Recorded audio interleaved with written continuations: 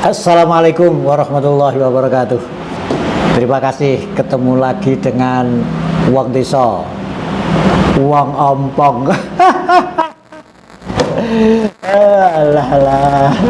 Oke, saya doakan seluruh pemirsa semoga semuanya sehat-sehat saja. Yang kedua, semoga semua urusannya dilancarkan, rezekinya dilancarkan. Terima kasih.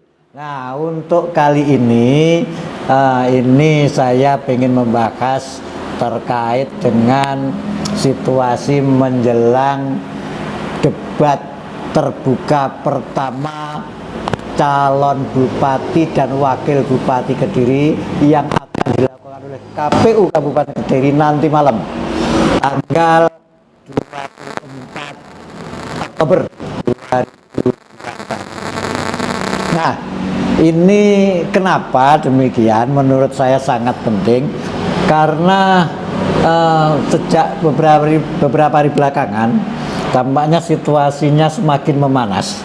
Situasi politik di Kabupaten Kediri situasinya semakin memanas. Nah, yang pertama terkait dengan isu tentang penghentian kampanye yang dilakukan oleh pasangan Deni Mudawamah. Kedua, nah ini yang kira-kira rodok banyak dibicarakan belakangan di medsos, muncul bertebaran data informasi terkait hasil survei bahwa pasangan Dito Dewi itu mendapatkan presentasi elektabilitasnya 79,5%. Yang kedua, pasangan Deni Mudawamah itu 13%. Terus kemudian yang belum menentukan sikap atau tidak tahu itu 7,5%. Survei itu kalau dilihat dari data yang tersebar itu, di sana ada yang tertulis dari SMRC Saiful Mujani. Nah, kita tidak tahu bagaimana survei itu dilakukan, tetapi hasil survei itu banyak mengejutkan para pengamat politik, banyak mengejutkan beberapa orang timnya, terutama timnya Deni, ya, pasangan Deni Mudawamah. Kenapa? Karena data yang tersebar itu dinilai cukup fantastis, nah, cukup jomplang. Yang kedua, tim Deni sendiri menilai itu rasanya sulit untuk diterima. Artinya terlalu berlebihan. Mungkin kira-kira arahnya kayak begitulah. Memang kalau tapi yang pertama kita akan bahas dulu tentang program. Nah, saya berharap debat publik yang pertama yang digelar KPU ini itu nanti akan lebih fokus kepada debat program. Kenapa demikian? Karena itu adalah yang sehat, menawarkan kepada masyarakat tentang program apa yang kira-kira lebih baik, apa kira-kira yang bisa diterima oleh masyarakat. Nah, kalau saya lihat dari data sementara, data-data yang ada, misalnya ini yang punyanya Mas Dito. Nah, ini ya, 17 program prioritasnya Mas Dito dan Dewi. Terus ada 9 program prioritasnya Pak Deni dan Mudawamah. Kalau kita cermati dari dua pasangan ini, program prioritas dua pasangan ini, sebenarnya secara umum tidak banyak terjadi perbedaan khusus. Misalnya terkait dengan bagaimana layanan kesehatan gratis, yang kedua terkait dengan pendidikan gratis, yang ketiga peningkatan layanan masyarakat. Secara umum itulah. Tetapi ada beberapa hal yang menurut saya agak menonjol, misalnya agak berbeda. Di Denny misalnya, di program pasangan Denny dan Mudawamah, tampaknya akan menonjolkan program tentang dana ke dusun-dusun. Dana ke dusun antara 300 juta sampai 500 juta ke masing-masing dusun. Nah, itu tampaknya akan menjadi program yang ditonjolkan. Itu terlihat dari setidaknya dari tulisan ini yang lebih ditonjolkan, dan itu ditempatkan di nomor pertama. Yang kedua, kalau dilihat dari Mas Dito, mungkin secara umum lebih detail. Nah, misalnya kaitannya dengan program beasiswa. Ini secara jelas beasiswa ini kalau Mas Dito menyebutkan 30 miliar per tahun beasiswa Kediri Berbudaya. Yang kedua mungkin terkait dengan 30.000 lapangan pekerjaan baru. Nah, itu juga mungkin perlu dijelaskan kira-kira kayak apa, caranya bagaimana, investasinya bagaimana dan sebagainya. Itu sangat penting. Kenapa? Biar dalam debat nanti itu lebih kepada pembelajaran masyarakat, pembelajaran publik terkait dengan program pemimpin. Nah, itu ya kira-kira. Tetapi memang hal-hal kayak begitu ini nantilah yang akan bisa kita dengarkan. Saya pikir kalau misalnya kubunya Mas Denny misalnya, kubunya Mas Denny nanti bisa bertanya kira-kira, loh selama ini yang dilakukan apa saja? Yang dilakukan apa saja?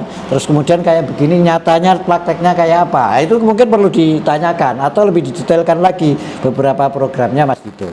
Kedua, sementara dari kubu Mas Dito, saya pikir mungkin juga kalau selama ini, seperti yang selama ini terjadi di lapangan misalnya, loh apa mungkin pembantuan 300 juta sampai 500 juta itu diberikan kepada dusun, dikelola oleh dusun. Nah, itu saya pikir bisa diungkap lebih jauh lah kira-kira dari perbandingan itu. Sementara gambaran-gambaran umumnya kayak itu sangat penting. Nah, kenapa secara umum ini nanti yang bisa dipegangi oleh masyarakat, bagian dari janji-janji kepada masyarakat yang bisa dipegangi. Nah, kalau tidak bisa menjelaskan lebih detail, jangan-jangan au-au.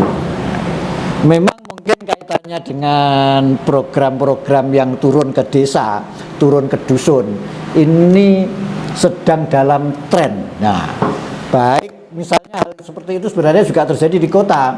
Di kota Kediri itu kan juga selama ini Mas Abu itu kan ada program Rodamas. Nah, lah ini kalau yang di kota yang Vinanda dan Gus Kowim itu ada program 5 miliar per kelurahan. Nah, kalau secara nilai itu kan lebih tingginya miliknya Vinanda dibanding program Rodamas yang di tingkat kelurahan rata-rata. Itu kalau dilihat secara umum memang program-program yang diperuntukkan untuk masyarakat ke bawah yang ditangani langsung oleh masyarakat itu akan menjadi bagian dari prioritas program para pemimpin, calon pemimpin. Kalau dilihat dari sebagian kemarin saya sempat melihat di banner begitu, kalau Mas Dito kan juga sempat menjanjikan peningkatan honorarium untuk para perangkat desa. Nah, itu juga apa, kalau ini lebih kepada pejabatnya. Artinya apakah nanti lebih rasional ke pejabatnya atau program yang rasional lebih ke masyarakatnya. Nah, sama dengan yang di kota. Kalau misalnya soal Prodamas yang dulu itu dikelola langsung oleh RT, sekarang dikelola oleh Pokmas. RT sendiri ternyata ya hanya mengelola sekitar kadang-kadang dari 100 juta itu hanya sekitar 17 juta. Ada yang bilang sekitar 30 juta. Nah, itu nyatanya yang lainnya yang kelola siapa ya nggak tahu. ada itu deviasi kayak itu sangat penting untuk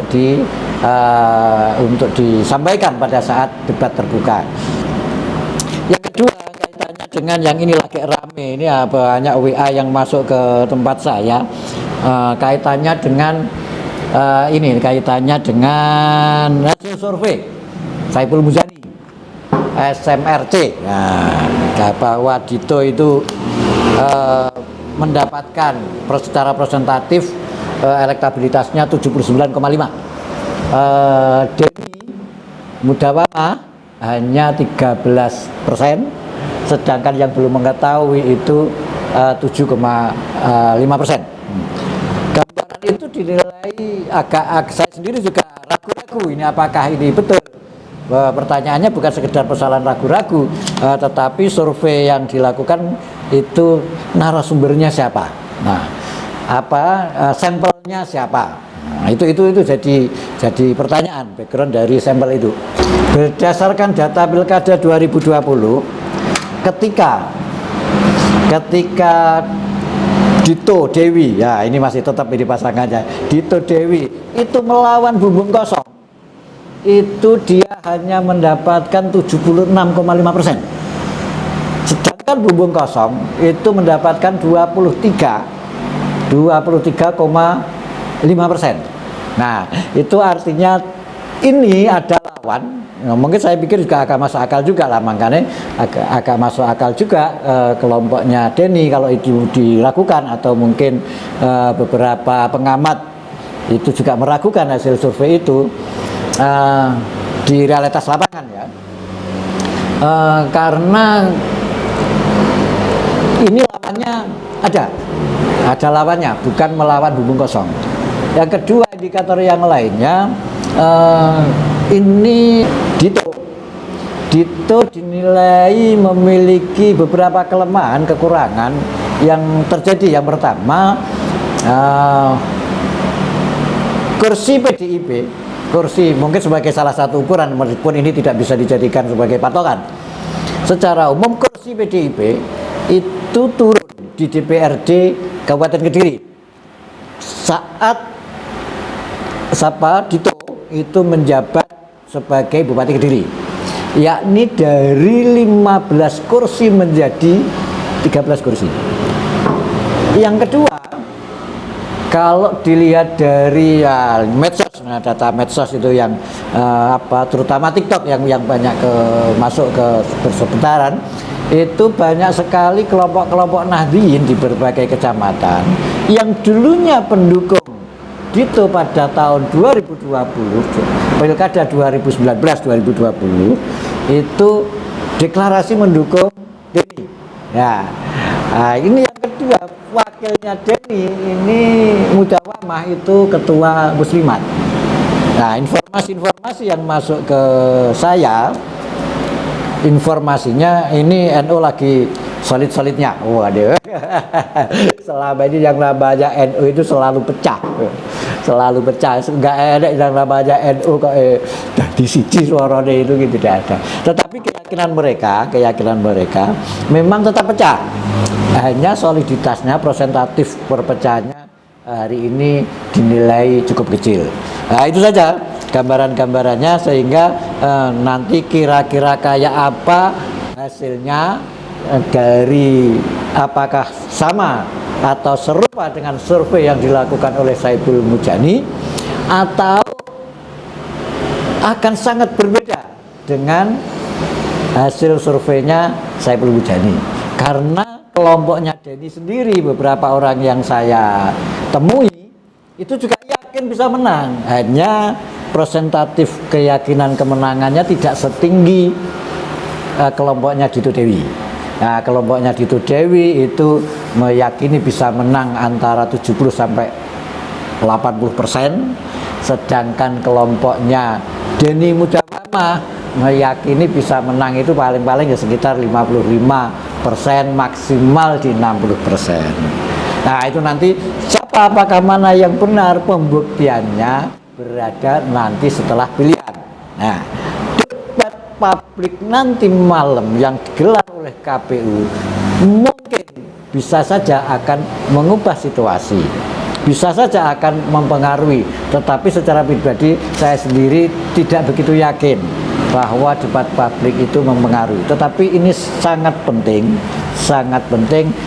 untuk kelompok menengah ke atas, karena ini adalah janji calon pemimpin yang harus dipegangi. Saya pikir itu sementara. Terima kasih. Assalamualaikum warahmatullahi wabarakatuh.